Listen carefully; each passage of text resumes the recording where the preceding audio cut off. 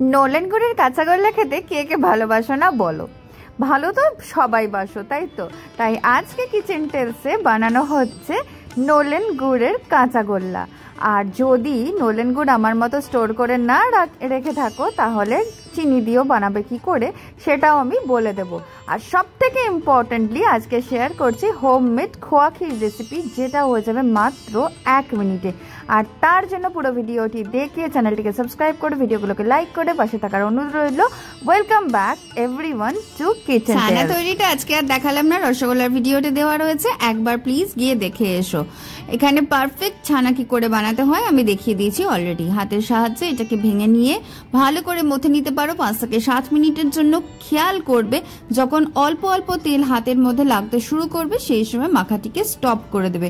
বেশি যদি মথে নাও তাহলে কিন্তু পুরো তেলটা বেরিয়ে যাবে আর ছানাটি একদম ঝুরঝুরে হয়ে যাবে, ড্রাই হয়ে যাবে, যেটা দিয়ে পনির ভুর্জি হতে পারে বাট মিষ্টি আর হবে না। তাই জন্য সেটা খেয়াল রেখো। আমি এখানে ভীষণই ইজি প্রসেস করার জন্য মিক্সার গ্রাইন্ডার জারে করে নিচ্ছি। আর বারবার বলছি হাতে মথে নেওয়াটা বেস্ট, বাট আমার মতো যাদের হাতে প্রচণ্ড ব্যথা বা বেশি মাখামাখি বা পরিশ্রম করা বারণ তাদের জন্য কোনো অপশন নেই। তাই জন্য আমি মিক্সার গ্রাইন্ডার জারে হাতে ভেঙে নিয়ে এখানে আমি ছানাটিকে ব্লেন্ড করে নেব। প্রথমে দেবো 2 থেকে 3 মিনিটের জন্য ব্লেন্ড করলাম। তারপর তো ঢাকনা খুলে স্পুনের সাহায্যে একটুখানি নাড়িয়ে দিচ্ছি যাতে নিচের দিক থেকেও ছানাটি খুব ভালো করে ব্লেন্ড হয়ে যায়, কোনো রকম কোনো দানা না থাকে সেটা খেয়াল করতে হবে। আরও একবার দেখো 2-3 মিনিটের জন্য আমি এটাকে ব্লেন্ড করে নিলাম। এইবার ছানাটি পুরোপুরি স্মুথ হয়ে গেছে।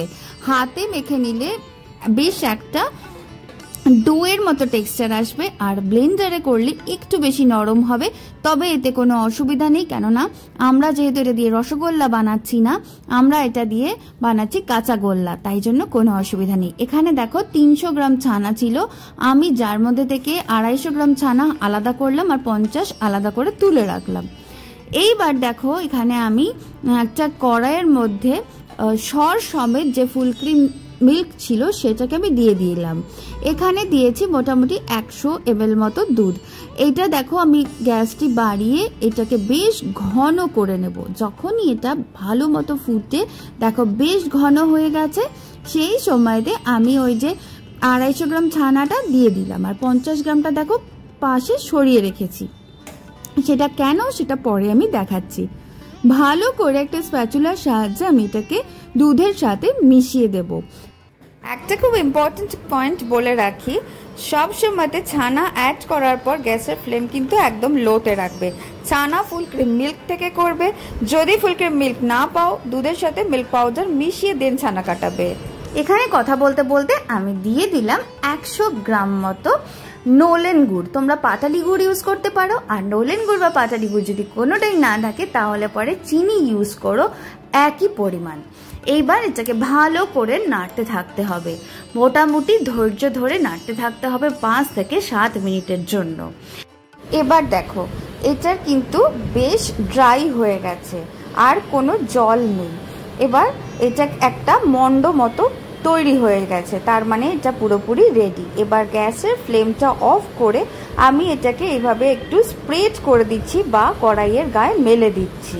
মেলে দেওয়ার সাথে সাথেই আমি কিন্তু এর মধ্যে আবার ওই কাঁচা ছানাটি মিশিয়ে দিচ্ছি। এটা কাঁচা গোল্লা, তাই কাঁচা ছানা কিন্তু এখানে মেশাতে হবে, আর সেটা গরম অবস্থাতেই মেশাতে হবে।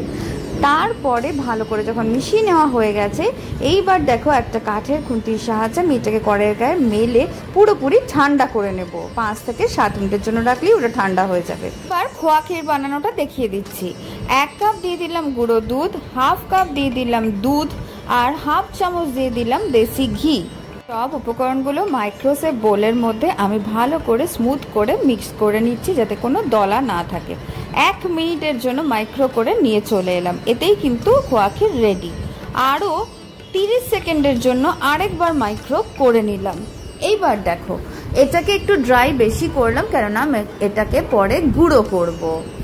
যদি মনে করো গাজরের হালুয়া, বিরিয়ানি বা যে কোনো অন্যান্য মিষ্টিতে দেবে তাহলে 1 মিনিটে যে খোয়া ক্ষীরটা তৈরি হয়ে গেল সেটা কিন্তু পারফেক্ট। আর যদি গ্রেট করে দেবে মনে করো তাহলে 1.5 মিনিট করবে।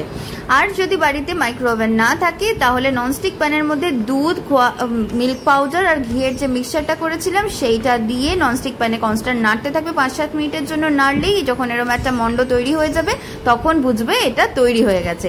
এবার 3 থেকে 4 ঘন্টার জন্য আমি এটাকে ঠান্ডা করে নিয়েছি রুম টেম্পারেচারে ঝুড়ি চাপা দিয়ে। দেখো বেশ কিছুটা হার্ড হয়ে গেছে, এর চেয়ে বেশি বাড়িরগুলো হবে না। দোকানেরগুলো বেশ হার্ড হয়, বাড়িরগুলো পিওর ফ্রেশ জিনিস দিয়ে তৈরি, ফলে এইরকমই এটা হার্ড হবে। এটাকে একটা গ্রেটারের সাহায্যে বা ছাঁকনির সাহায্যে এইভাবে গুঁড়ো করে নেব। প্রচন্ড সুন্দর হয়েছে, দেখো টেক্সচারটা কোট করার জন্য পারফেক্ট। আমি ঝরঝরে হয়েছে কতটা দেখিয়ে দিলাম।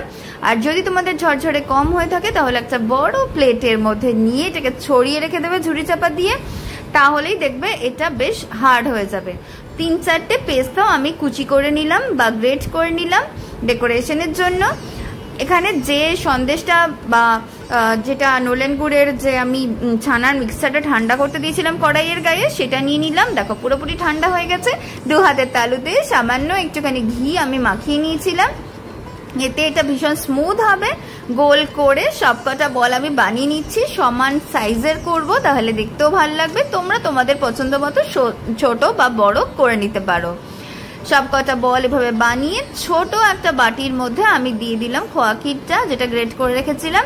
এইভাবে নাড়িয়ে ভালো করে কাঁচাগোল্লার গায়ে কোট করে নিলেই কাঁচাগোল্লা কিন্তু পুরোপুরি রেডি। এটা শুধু দেখতে সুন্দর লাগার জন্য নয়, একটা টেক্সচারও অ্যাড হয় যাতে খেতে অসম্ভব ভালো লাগে।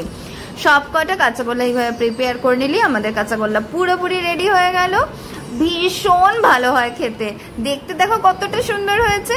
ওপর থেকে পেস্তা কুচি ছড়িয়ে নিলেই এটা রেডি। আর তোমরা যদি মনে করো অবশ্যই কিশমিশও কিন্তু এখানে অ্যাড করতে পারো।